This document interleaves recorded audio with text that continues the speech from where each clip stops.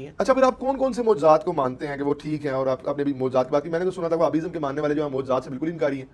پہلی تو بات ہے ہم کوئی وہابیزم کے ماننے والے نہیں، ہم قرآن و سنت کے ماننے والے ہیں. ہاں بالکل، ہم وہابیزم کے ماننے والے ہوتے تو یزید کا اور اس کے والد کا جھوٹا دفاع کر رہے ہوتے. ہم نہیں کرتے، ہم مولا علی کے ساتھی ہیں الحمدللہ. اس سے بڑا کوئی سرٹیفکیٹ میں اپنا پیش نہیں کر سکتا الحمدللہ. ٹھیک ہے.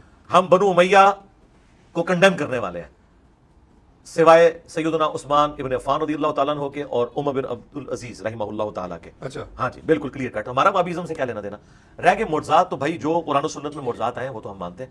ہم اختلاف کرتے ہیں آپ جو اپنے بابوں کی جھوٹی کہانیاں بیان کرتے ہیں ان کو آپ کہتے ہیں کہ یہ نبی کے معجزات ہیں جو بابوں کے ذریعے ظاہر ہو رہے ہیں. اور کیا ظاہر ہو رہے ہیں کہ جی نگاہ مار کے مرید کو جلا کے راکھ کر دیا، لوٹے کی ٹوٹی اس نے قبلہ رخ نہیں رکھی تھی. ہم کہتے ہیں یہ معجزہ نہیں ہے.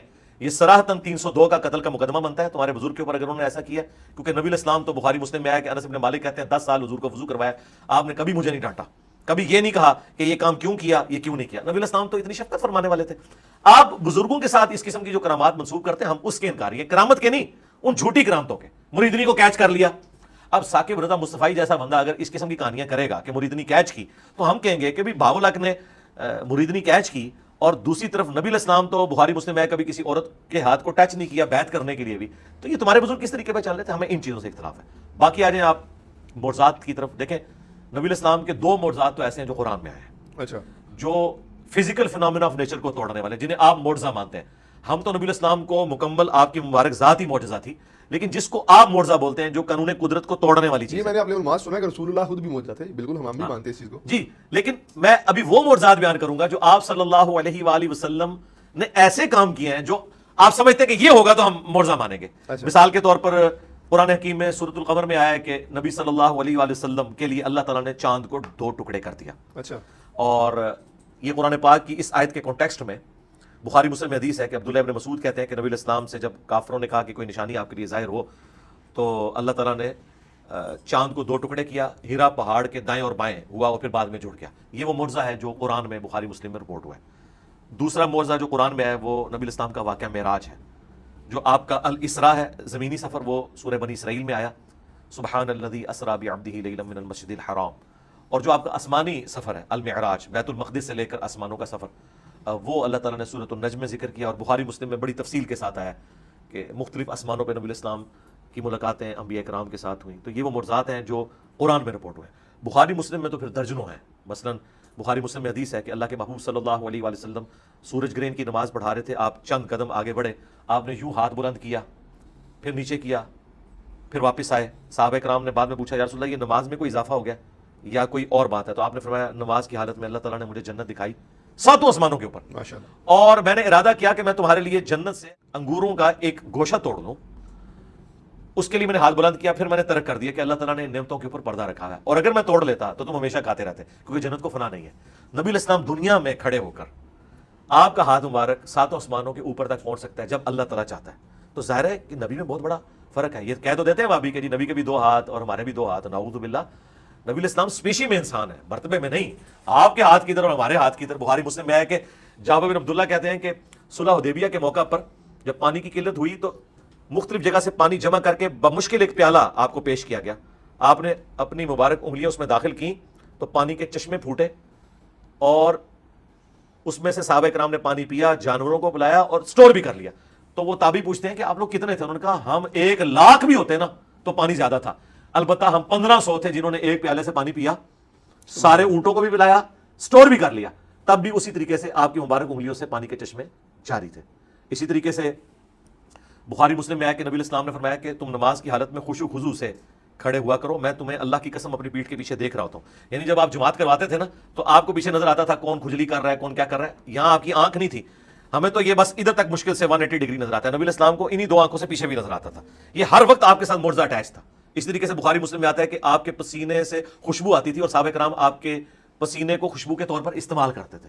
تو اب پسینے میں سے تو بدبو آتی ہے، لیکن نبی الاسلام کا یہ معجزہ تھا کہ آپ کے مبارک پسینے سے خوشبو آتی تھی. اسی طریقے سے آپ صلی اللہ علیہ وآلہ وسلم کے بارے میں حضرت اسماء بنت ابی بکر نے ایک کالا جبہ، کسروانی تیالسی کالا جبہ نکالا پرشین امپائر کا، اور کہا کہ یہ وہ جبہ ہے جو نبی الاسلام پہنا کرتے تھے اور ہم اس کا دھون مریضوں کو شفا کے لیے پلاتے ہیں.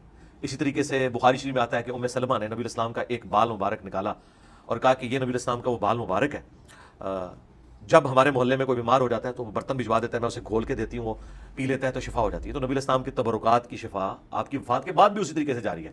لیکن اگر آپ لوگ جعلی بال مبارک بنا کے، جعلی نقش نالین بنا کے لکڑی کے اوپر اور اس طریقے سے زیارت کروا کے اس میں ٹکٹ لگا کے کریں گے تو ہم کہیں گے کہ ہم لوگ پھر نبی کے نام کو بیچ ہی رہے ہیں نا۔ نبی الاسلام کی تو یہ تعلیمات تو نہیں تھی کہ آپ نے یہ کچھ کرنا شروع کر دینا ہے۔ اسی طریقے سے بخاری مسلم میں ہے کہ صحابہ کرام نبی الاسلام کے وضو کا پانی نیچے نہیں گرنے دیتے تھے، اس کو اپنے جسم کے اوپر ملتے تھے۔ بخاری مسلم میں آیا نبی صلی اللہ علیہ وآلہ وسلم نے حجۃ الوداع کے موقع پر جب حلق کروایا تو آپ نے ابو طلحہ کو بال دیے اور کہا کہ صحابہ کرام میں انہیں تقسیم کر دو۔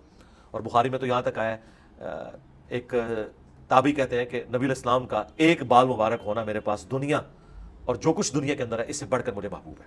اسی طریقے سے ابو داؤد ترمذی میں آیا، ابن ماجہ میں حدیث موجود ہے کہ ایک صحابیہ کہتی ہیں کہ نبی الاسلام ہمارے گھر تشریف لائے تو آپ کو پیاس لگی تو آپ نے کہا کہ میں نے پانی پینا ہے، تو ہم نے مشکیزے کی طرف اشارہ کیا، نبی الاسلام اٹھے، مشکیزے کو منہ لگا کے پانی پیا۔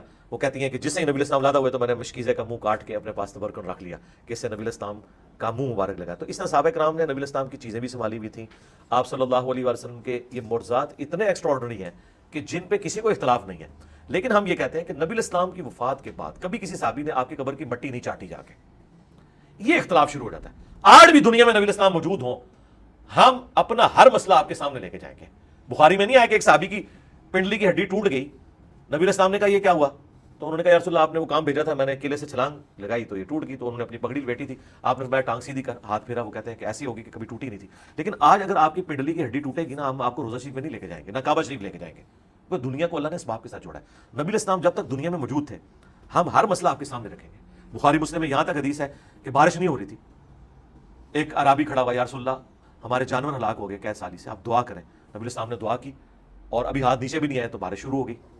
اگلے جمعے تک بارش ہوتی تھی، اگلے جمعے وہی بندہ کھڑا ہوا کہ یا رسول اللہ دعا کریں کہ ہمارے گھروں میں بارش نہ ہو، صرف زمینوں میں ہو۔ تو نبی الاسلام نے دعا کی، بلکہ آپ نے مبارک انگلی سے یوں بادلوں کو اشارہ کیا، غلادہ ہو گئے۔ تو اس طرح کے کئی معجزات بخاری مسلم میں ہے کہ نبی الاسلام نے فرمایا کہ اگر کوئی مجھ سے لینا چاہتا ہے تو میں اسے عطا کرتا ہوں کہ وہ اس کے بعد کبھی نہیں بھولے گا۔ تو حضرت ابو ہریرہ نے فوراً اپنی چادر بچھائی تو نبی الاسلام نے یوں کر کے چادر میں ڈالا، انہوں نے سینے سے لگائی اور کہتے ہیں اس سے پہلے میں نے حضور کو شکایت کی تھی کہ میں حدیثیں بھول جاتا ہوں، اس کے بعد میں کبھی کوئی چیز نہیں بھولا۔ تو اس طرح کے ایکسٹراڈنری معجزات ہیں نبی صلی اللہ علیہ وسلم کے، اس سے کسی کو انکار نہیں ہے۔ ہمارا بریلویوں سے اختلاف یہ ہے کہ وہ قبر رسول سے جا کے یہ چیزیں مانگنا شروع کرتے تھے، یا یہاں بیٹھ کے وہ دعا میں نبی الاسلام کو شریک کرتے ہیں۔ یہ کام نہ کریں، دنیا میں موجود ہوں تو بالکل جائیں۔ دیکھیں بدر و احد کے اندر امیر حمزہ تھے، نبی الاسلام نے ان کی ڈیوٹی لگائی۔ خیبر میں وہ شہید ہو چکے تھے، ان کو قبر سے نکال کے ساتھ نہیں لے گئے، مولا علی کی ڈیوٹی لگائی۔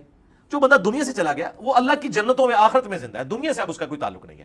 ورنہ مجھ سے آپ اینٹی وینم علمی جواب، الزامی جواب پھکی والا لے لیں۔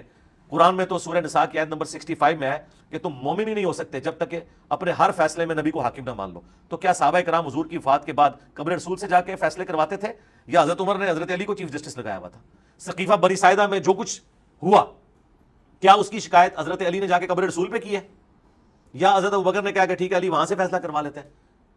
ایون حضور کی میت پہ دفنانے میں اختلاف ہوا ہے، ترمذی میں آیا ہے، صحابہ میں مشورہ ہو رہا ہے، کسی نے نہیں حضور سے پوچھا کہ یا رسول اللہ آپ کو کہاں دفنا ہے، ابھی تو میت مبارک اندر بھی نہیں گئی تھی، بعد میں تو یہ باتیں کرتے ہیں جا کے اور ہمیں لا کے جعلی روایتیں پیش کرتے ہیں مصنف ابن ابی شیبہ سے کہ یہ ایک عرابی حضور کی قبر پہ ہے، اس میں عامش مدلس ان سے روایت کر رہا ہے۔ ہم بخاری سے کہتے ہیں کہ حضرت عمر کہتے ہیں انا کنا نتوسل الیک بنبینا، 1010 نمبر حدیث ہے بخاری کی، اے اللہ جب تک تیرے نبی ہمیں موجود تھے ہم ان کا توسل اختیار کرتے تھے، ان کی دعا کی برکت سے تو بارش نازل فرماتا تھا، اب ہم تیرے نبی کے چچا کو لے کے ہیں۔ تو نبی الاسلام کا کوئی مرتبہ کم نہیں ہو گیا تھا وفات کے بعد، بلکہ بڑھ گیا ہے، والآخرۃ خیر لک من الاولی۔ لیکن حضرت عمر نے عقیدہ دیا کہ صحیح وسیلہ اور توسل یہ ہے کہ جو بندہ دنیا میں موجود ہے آپ نے اس سے دعا کروانی ہے، نہ کہ آپ نے قبر رسول کی بٹی چاٹنی ہے یا جا کے قبر پہ نبی الاسلام سے مانگنا ہے۔